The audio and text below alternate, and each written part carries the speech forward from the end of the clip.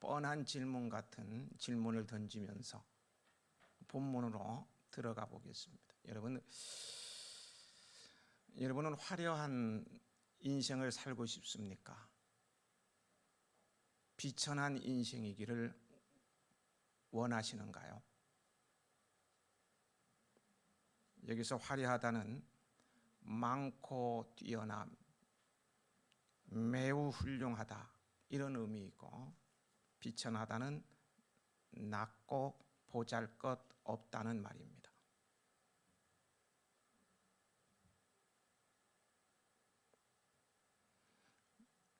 마리아는 나사렛이라는 시골 동네에 사는 평범하고도 순박한 여인이었습니다.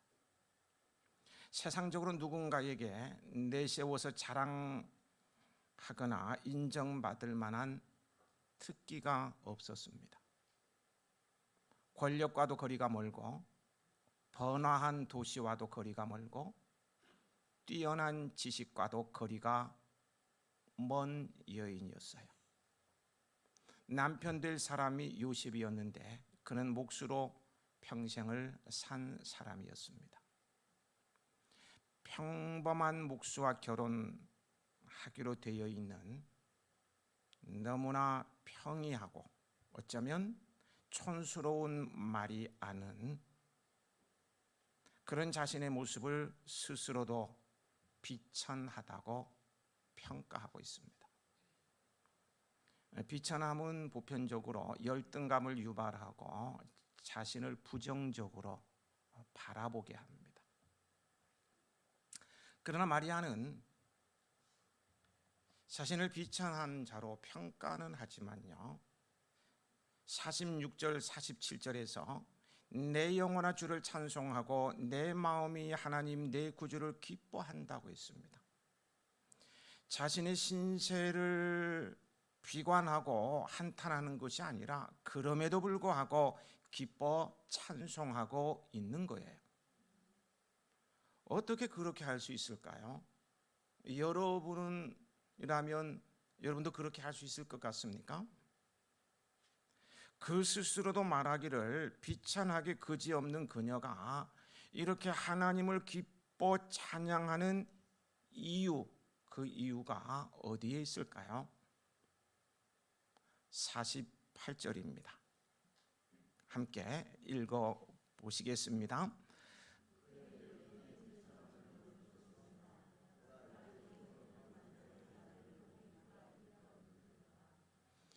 지금 마리아는 하나님께서 여종의 비천함을 돌보셨다고 찬양하고 있습니다.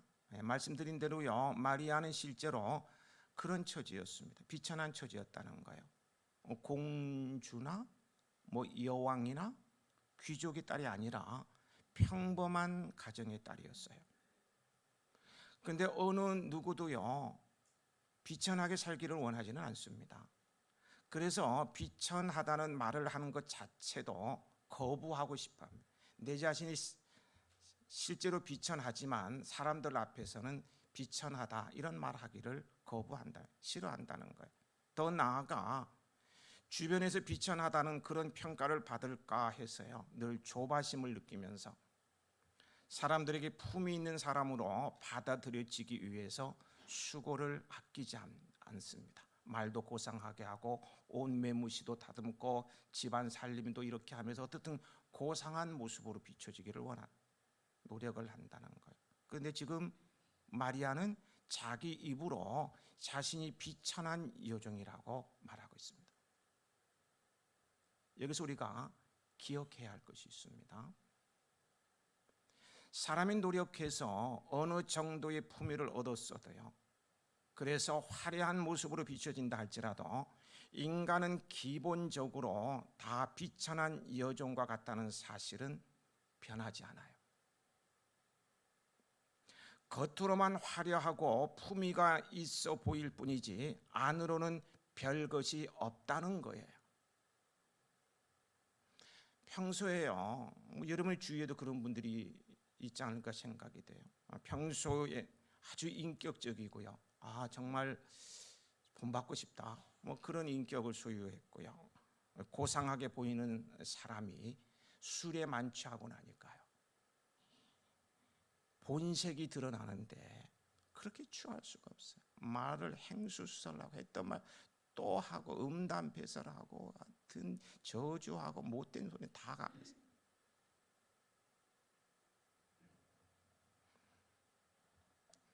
품위를 지키려고 품위에 치우치다 보면요, 오히려 천박해진 모습이 드러날 수가 있습니다. 차라리 마리아처럼 처음부터 자신을 비천한 여종으로 인정하는 것이 하나님 앞에서 옳은 태도입니다. 이것은 열등감이 아닙니다. 피조물로서 인간 실존에 대한 정확한 통찰을 가리켜요. 마리아는 자기 비하를 하는 것이 아니라 하나님 앞에서 자신의 실존을 정확하게 보았던 거예요. 내가 어떤 존재인가에 대해서 정확히 읽어낸 거예요. 지금 립싱크 하는 것이 아닙니다. 자기의 실존을 정확하게 뚫어보았고 그제야 그녀는 기쁨의 찬송을 부를 수 있었던 거예요. 죄가 더한 곳에 은혜가 더욱 넘쳤다는 로마서 5장 20절의 말씀처럼 자신을 비천한 여종으로 자리매김할 때 하나님께서 자신에게 베푸신 은혜가 얼마나 큰지, 얼마나 위대한지를 알 수 있다는 거예요. 하나님께서는 오늘도요, 자신의 비천함을 인정하고 하나님의 도우심을 간절히 바라는 사람들의 인생을 기억하시고 은혜를 베풀어 주시는 긍휼이 풍성하신 하나님이십니다. 이러하신 하나님의 은혜가 함께하는 생애가 되시길 축복합니다. 여기서 우리가 또 생각해 봐야 할 것이 있습니다. 그렇다면 이 비천한 종이라는 인생의 고백, 나는 비천합니다, 이 고백을 언제까지 해야 하느냐는 거예요. 언제까지 해야 할까요? 비천함을 벗어나서 모든 것을 갖추 부요해질 때까지만 하면 되지 않겠습니까? 실제로요, 많은 사람의 경우요, 비천함으로 시작하였다가 부유함으로 인생을 마치는 것을 보게 됩니다. 무엇인가 부족하여 하나님의 도우심을 갈급히 바라다가 그것이 해결되었을 때에 더 이상 하나님의 도우심을 갈급히 바라보지 않는 상태로 인생을 마치는 경우들이 있다는 말씀입니다. 좀 제가 어렵게 설명을 했고 질문도 반업 질문을 해서요, 이해가 덜 될 것 같습니다. 이해를 돕기 위해서 그 예로요, 사울 왕을 들어보겠습니다.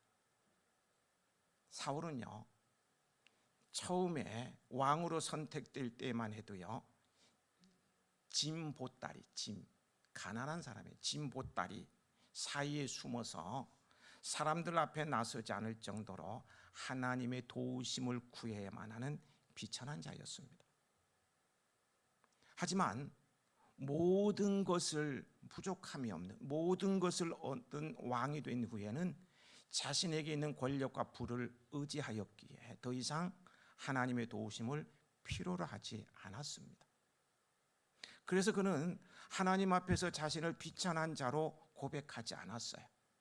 부자가 되고 나니까 이제는 고백할 필요가 없었던 거예요. 그런 그의 최후는 어떻게 되었습니까? 부요했지만 비극으로 끝나고 맙니다. 엄청나게 돈을 벌어서 억만장자가 되도, 이야, 나는 억만장자라는데 심장 정지로 죽어버리는 거예요. 그런 거예요. 지금 모든 것을 가진 부요한 왕이지만 전쟁터에 나가서 비참하게 죽고 말아요. 생각지도 않은 곳에서 죽음이 찾아온 거예요. 해피엔딩이 될 수 없었어요. 비극적인 종말을 맞이합니다. 그가 모아놓은 재산은 순간적으로 사라졌어요. 다른 사람의 손으로 넘어가고 말았어요. 마리아는 이 땅에 살아있는 동안 끊임없이 하나님의 도우심을 필요로 하는 비천한 여정으로 살았어요. 그 결과 자신의 찬양대로 이제 모든 세대에 복이 있는 여인으로 불러지고 있습니다. 오늘까지 말이에요. 앞으로도 말이에요. 모든 세대에 걸쳐서. 여러분, 우리 또한요, 평생 하나님 앞에서 비천한 자로 살아야 합니다. 동의하십니까? 하나님 앞에서 비천한 자로 살아야 한다고요. 동의하십니까? 네, 감사합니다. 그래도 부유하게 살아본 것이 소원은 아닌가요?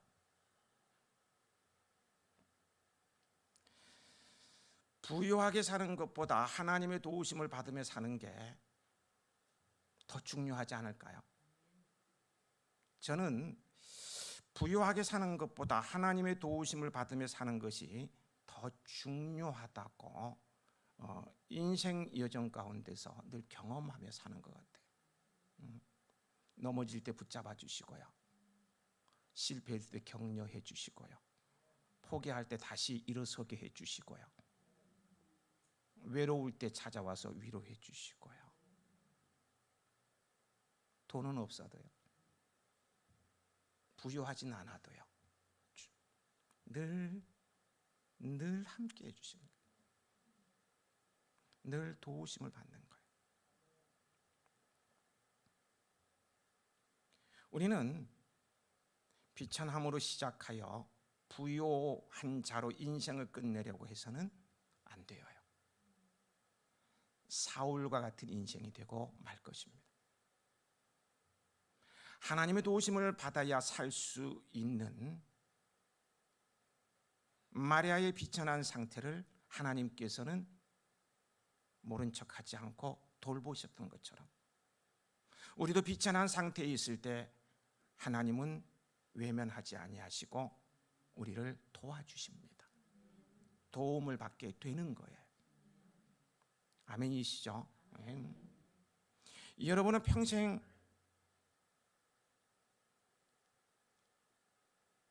비천함으로 있으시기 바랍니다. 또 아멘의 강도가 낮아지려고 그러네요. 평생 비천함으로 있으시기 바랍니다. 그래도 한번 부유하게 살아보면 원이 없겠지요. 그렇다 할지라도요, 평생 하나님 앞에서 자신의 비천함을 고백하며 살아야 하나님의 돌보심을 끝까지 받을 수 있다는 사실을 한순간도 잊지 않는 여러분들이 되시길 소망합니다. 소망합니다. 평생 하나님의 돌보심을 필요로 하는 비참한 자로 살았던 마리아는 높임을 받게 돼요. 정말 한없이 높임을 받게 되는데요, 어떤 은복을 통해서 높임을 받게 되었는가를 보겠습니다. 먼저요, 전능하신 이가 큰 일을 그녀에게 행하는 은복입니다. 49절이죠. 함께 읽어보시겠습니다.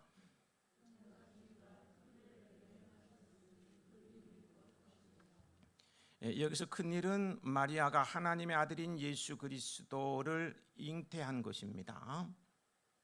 마리아의 몸이 인류 구원의 결정적인 통로가 되었다는 점에서요, 그는 하나님 아들의 어머니로서 아주 특별한 사람임에 틀림이 없습니다.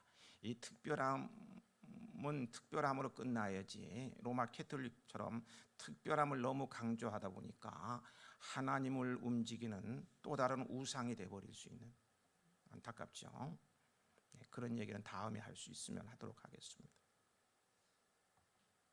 아주 특별한 사람임에 틀림이 없어요. 물론 이 사실에 대해서 마리아에게 두려움과 근심이 있었을 것이라고 지난 시간에 말씀을 들었고요. 오늘도 계속 말씀드리게 됩니다만요, 마리아는 자신은 결백하며 자신의 잉태는 성령으로 말미암은 것이라고 하지만 약혼 상태에 있던 자신이 아이를 낳게 되리라는 이 천사의 말에 두려움과 근심이 없을 수 없었을 거예요. 사람들의 정죄와 비난, 그 어린 나이에 감당할 수 있을까요? 그리고 오해받을 일이 너무너무 걱정되었을 것입니다. 더 나아가 돌팔매질을 당할 수도 있습니다. 이와 같은 마리아의 그 근심, 두려움은 어떻게 해결됩니까? 지난주에 어떻게 해결되었습니까? 이 두려움, 불안, 염려 이런 걸 가지고 달려갔어요. 단숨에 빨리 달려갔어요. 어떻게 해결됐습니까? 이모를 만나게 되죠. 이모 엘리사벳을 만나 자기가 구주이신 예수 그리스도를 잉태한 사실을 확인하는 순간 그 모든 두려움, 불안, 염려는 사라졌고요. 대신 기쁨이 충만하여서 지금 찬양을 하고 있는 것입니다.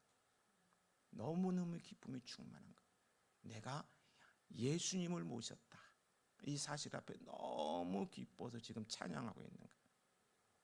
이것이요, 구주이신 예수님을 소유한 사람의 실상입니다. 세상에서 버림받고 어떤 위기의 상황을 만나도 예수님을 마음에 모시고 사는 사람, 즉 예수님을 소유한 사람은 기뻐합니다. 평화를 노래해요. 예수님은 이 세상에서나 천국에서나 가장 귀한 인생의 보배이십니다. 예수님을 통해서 진리를 알게 되고요, 예수님을 통해 천국을 얻습니다. 또 예수님을 통해 죄와 사망 권세를 물리칠 힘을 얻어요. 그러므로 예수님을 소유하면 세상에서 두려울 것이 없어요. 기쁨이 그 영혼에 충만하게 됩니다. 여러분 생각해 보세요. 마리아는요, 예수님을 잉태한 이후로, 지금 예수님을 잉태해서 아기가 태동도 안 하는 시기에 지금 한 달 정도 된 것이죠. 예수님을 잉태한 이후로 이렇게 기뻐했지만 우리는 하늘과 땅의 모든 권세를 가지신, 인류를 위한 구속 사역을 완성하신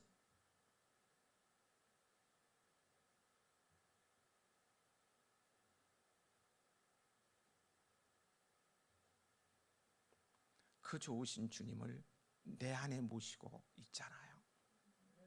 내 안에 계시다고요. 그러므로요, 우리는 마리아보다 더 기뻐해야 됩니다. 더 찬양해야 된다고요. 마리아는 지금 아기 태어나지도 않았어요. 태동도 안 해요. 근데 이모가 들려주는 말로 확신을 가지고 너무너무 기뻐하고 찬양했어요. 그러면 우리는 다르잖아요. 하늘과 땅의 모든 권세를 가지시고 우리의 죄의 문제를 다 해결해 주시고 천국으로 인도하신 그 주님이 내 안에 계셔요. 내 안에 계시다고요. 사망 권세를 이기신 주님이 내 안에 계시다고요. 기뻐해야지요. 감사해야지요. 찬양이 흘러나와야지요.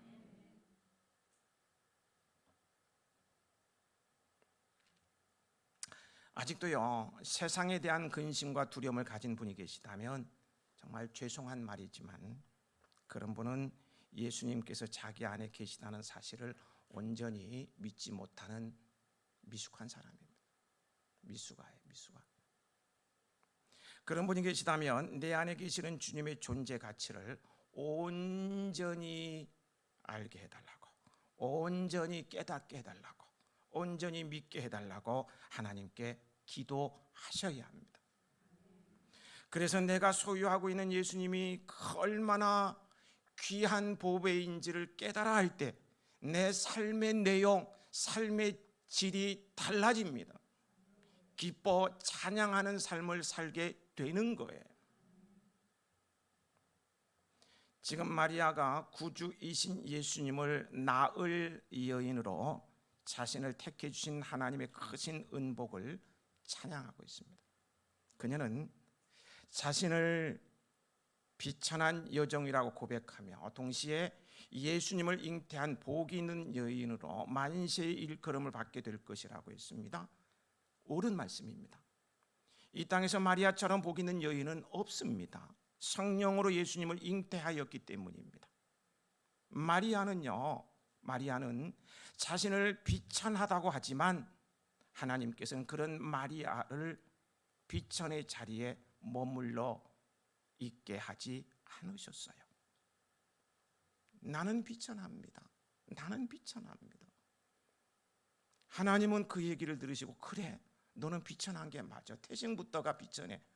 계속 비천한 자리에 머물러 있어라. 그렇게 하지 않으셨다고요. 오늘 내가 말입니다. 저와 여러분이 말입니다. 비천한 자리에 머물러 있으면 하나님께서 그래, 비천한 자리에 계속 머물러 있으라, 그렇게 말씀하지 않으십니다. 두 번째로는요, 하나님의 전능하신 팔로 힘을 보여주시는 은복입니다. 하나님의 팔은 어떤 팔일까요? 51절부터 53절에 기록되어 있습니다. 같이 읽어보시겠습니다.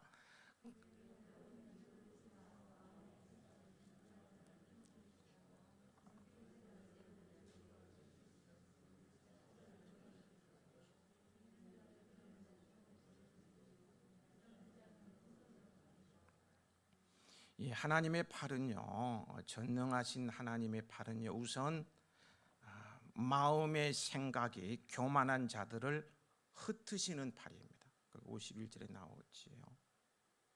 마음의 생각이 교만한 자들이란 하나님의 섭리를 불순종하는 자들, 대적하는 자들을 가리킵니다. 하나님은 바벨탑을 쌓아 하늘에 오르려는 자들을 지면에 어떻게 했습니까? 말씀하신 대로 흩어버리셨어요. 교만한 자를 흩어버리시는 분이에요. 예수님을 십자가에 못 박은 유대인들을 어떻게 하십니까? 로마를 통해서요, 온 세계에 완전히 흩어버렸습니다. 그래서 유대인들이 자기 땅도 밟지 못했어요. 다 흩어버렸어요. 그리고 땅에 권세 있는 자들을 내리치시고 비천한 자를 높이셨습니다. 애굽의 바로 왕을요, 10가지 재앙을 내리시면서 완전히 내리치셨어요. 꼼짝 못하게 내리치셔버렸어요. 모세를 대적한 고라 일당, 땅을 벌려가 다 삼켜버리면서요, 내리치셨어요. 권세를 이용하여 유대인들을 박살하려던 페르시아의 하만 장대에 달려 죽은 하나만 일순간에 하나님께서 죽였어요. 내리치셨어요. 바벨론 느부갓네살 보세요. 벨사살 왕을 보세요. 다 징계하시고 내리치셔 패망시키셨습니다. 반면에요, 사람들에게는 비천하게 여겨질지라도 하나님을 경외하는 성도들은 높여주십니다. 갈 곳을 알지 못하여 유랑하는 아브라함을 이스라엘의 조상으로 높이셨고요, 모세를 바로 앞에서 높이셨어요. 그 대애굽의 왕보다 더 높이셨어요. 비천하다는 마리아도 높이셨어요. 그런데 하나님께서 높이신 사람들을 보면은요, 하나의 특징이 있는데 하나님 앞에 자신을 낮춘 사람들이었습니다. 자신의 부족함, 자신의 연약함, 자신의 허물을 인정하는 사람이 자기를 낮추는 사람입니다.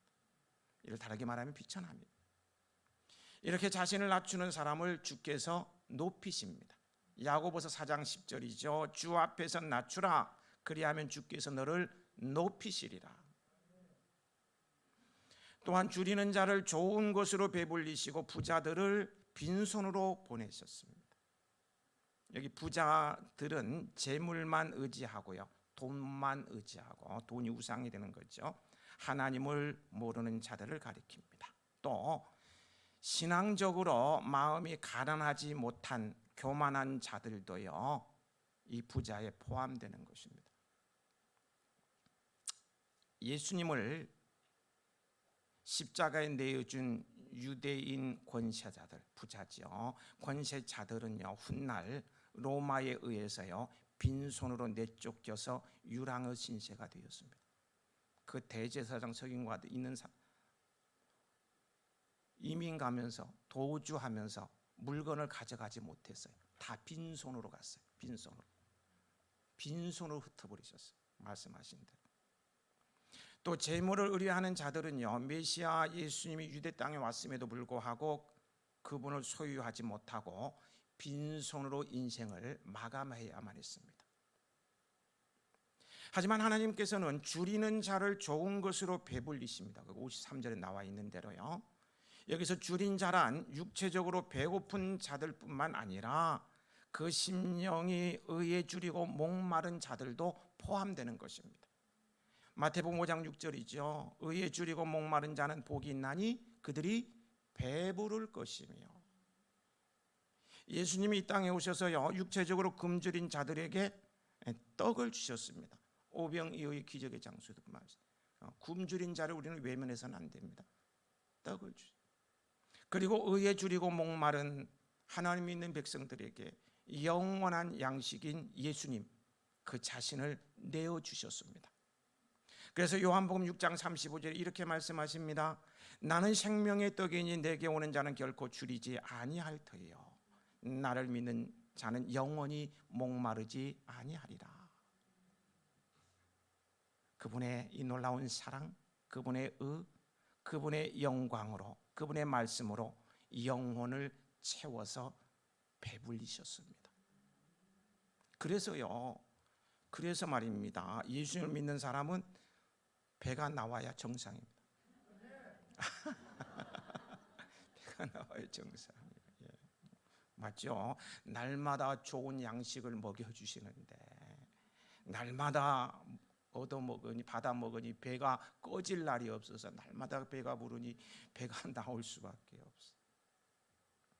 아주 지금 심각하게 듣는 사람도 있어요. 지금 귀 있는 자는 들을지어다. 예. 배 나왔다고 움츠리지 마시고 부끄러워하지 마시고 배 더 내밀고 다. 오늘도요 하나님은 그 힘 있는 팔로 우리를 붙드시고요 의의 길로 인도하시며 우리의 원수들을 묶어주시고요 교회를 대적하는 자들은 보세요 다 흩으시고 계십니다. 우리는 하나님의 공의와 사랑의 손 안에 있음을 확신하시기 바랍니다. 자신의 비천함을 인정하고 고백함으로 사랑의 하나님의 도우심의 손길을 날마다 경험하며 사는 여러분들이 되시길 축복합니다. 세 번째는요 언약을 기억하시고 긍휼히 여기심으로 도우시는 은복임을 54절 55절은 증언해 주고 있습니다. 같이 읽어보실까요? 그 종 이스라엘을 도우사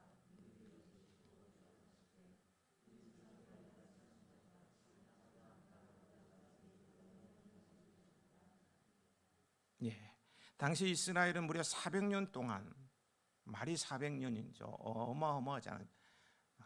고려가 500년 만에 조선이 500년 그러니까 엄청난 거예요. 400년 400년 동안요 시리아, 그리스, 로마 차례로 지배를 당하고 있었습니다. 주권을 상실하고요 나라를 이루고 유랑하면서요 400년 동안 그들은 방황하고 있었어요. 정말 힘든 상황.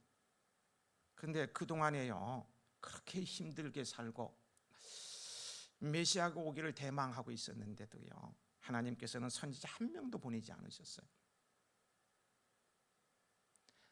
400년 동안 기다리다가 지쳐서요 이스라엘 백성들은 그래도 메시아가 오시겠지 하다 이제는 너무너무 지쳐서 선민임에도 불구하고요 하나님께서 우리를 영영 잊으셨나 보다 낙심했을 것입니다. 그런데 이제 약속하신 메시아 이제는 안 오시는가 보다 했는데 400년 동안 선지자도 한 명 안 보내주셔서 이제는 끝났나 보다 그렇게 했는데 메시아를 보내주시겠다고 말씀하시니까 그 기쁨이 얼마나 크겠습니까? 마리아는 하나님께서 이스라엘을 잊지 않고 기억하고 계신 사실이 너무너무 기뻐하고 찬양하는 거예요. 메시아가 오시는구나.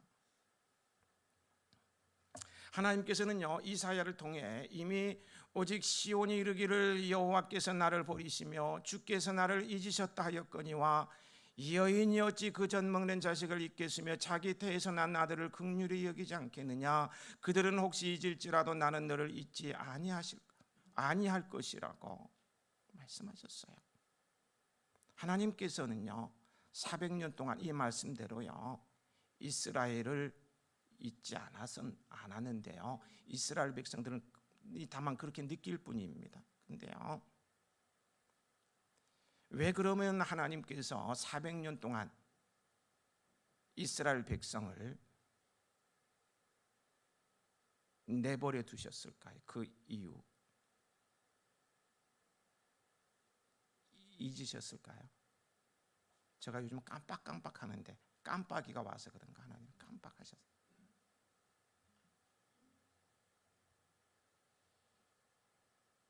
왜 그랬을까요?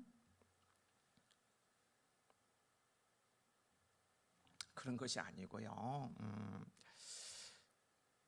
그들로 하여금요 이스라엘 백성들로 하여금 400년 동안 하나님께서 아무 인기척도 안 보이신 거는요 뭐 잊어버리거나 깜빡한 것이 아니고요 그들로 하여금 하나님이 없이 이스라엘의 구원이 없다. 하나님이 도와주시지 않으면 우리는 살 소망이 없다. 하나님이 아니면 이스라엘은 구원이 없다. 이것을 깨닫게 하기 위함이었습니다. 메시아가 아니면 주님이 오시지 않으면 우리는 살 길이 없다. 이것을 깨닫게 하기 위해서 400년 동안 잊어버린 것처럼 그들이 느껴진다 할지라도요 외면하셨던 거예요. 하지만 그들이 잊어버린 것처럼 느껴진다 할지라도요 하나님은 절대로 그들을 버린 것이 아니었어요. 이제 때가 되매 예수님을 구주로 보내주신 것을 보면 알 수 있지 않습니까? 여러분 우리 하나님은 결코 자기 백성을 잊으시는 분이 아니십니다. 예수님께서 십자가에 못 박혀 죽으시자 제자들이 이제 낙심하고요 망했다 하면서 다 갈릴리로 돌아갔습니다.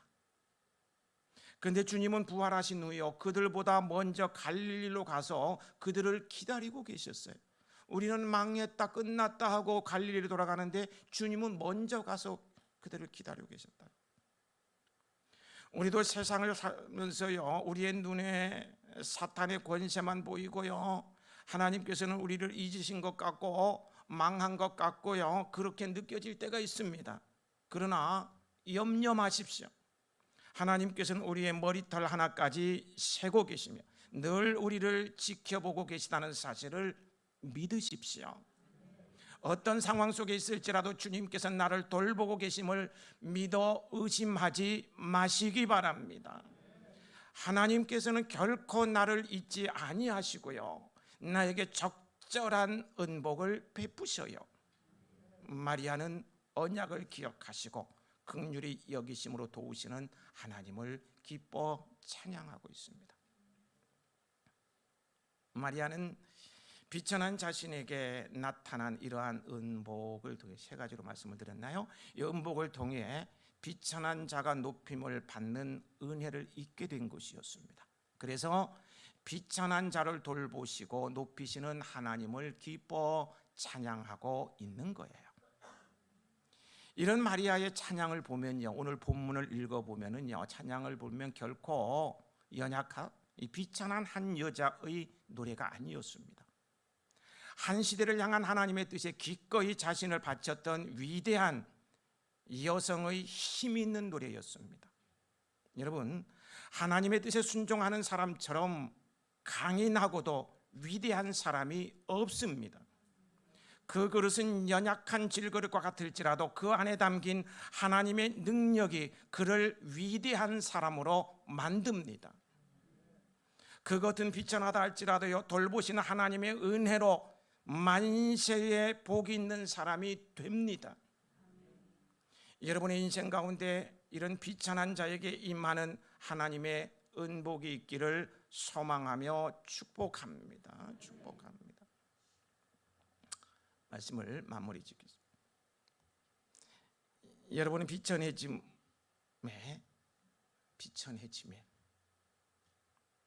힘들어하지 않으셨으면 좋겠습니다. 세상과 성도의 논리는 완전히 다릅니다. 올라가고 싶어하는 게 인간의 본능, 세상적인 논리이죠.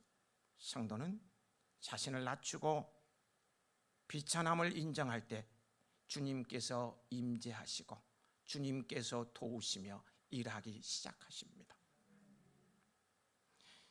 비천해짐으로 하나님 나라를 알게 되고요, 교만하면 하나님을 절대 알지 못합니다. 비천함으로 하나님 나라를 알게 되고 주께서 도우시며 높여주시는 은복의 사람이 됩니다.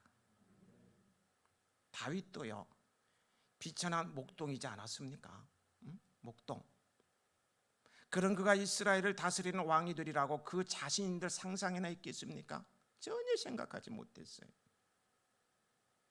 그러나 자신의 비천함을 인정하면서 살 때요, 인정할 때 주님께서 도우시고 그를 높여주셨던 거예요. 우리는 하나님 앞에서 마리아처럼 자신의 실존을 볼 수 있어야 합니다. 자신의 실존을 보면 나는 비천한 여종입니다, 나는 비천한 종입니다 라고 고백하게 될 것입니다. 배움이라든가 재물, 돈 말입니다. 신분으로 인해 교만의 눈꺼풀이 끼어서요, 자신의 비천함을 볼 수 없다면 차라리 마리아처럼요, 비천한 사람으로 있는 것이 100번, 1000번, 10,000번, 10만 번 아멘 할 때까지 100만 번, 100만 번 비천한 사람으로 있는 것이 100번 낫습니다. 왜요? 왜 그렇습니까? 교만은 패망의 선봉이요, 거만한 마음은 넘어짐의 앞잡이이기 때문입니다. 하나님께서는 마음이 교만한 자를 흩으신다고 했습니다. 흩어버리십니다. 잠언 18장 12절에는 사람의 마음의 교만은 멸망의 선봉이요 겸손은 존귀의 길잡이니라고 했습니다. 사람의 마음이 교만하면 파멸이 뒤따르고 겸손하면 영광이 뒤따라 온다는 말씀이에요. 여러분은 하나님 앞에서 평생 자신이 비천한 자임을 인정하며 사십시오. 예수님은 지고하신 분이신데요, 우리를 구원하시려고 비천한 인간의 몸으로 이 땅에 오셔서 인간의 비천함을 다 경험하셨기에 비천한 자의 마음을 넉넉히 이해하고 헤아리시고요, 충분히 도와주시며 천국 시민으로, 그분의 자녀로, 상속자로 높여 주십니다. 비천함을 인정하며 사는 것이 복입니다. 아버지 하나님,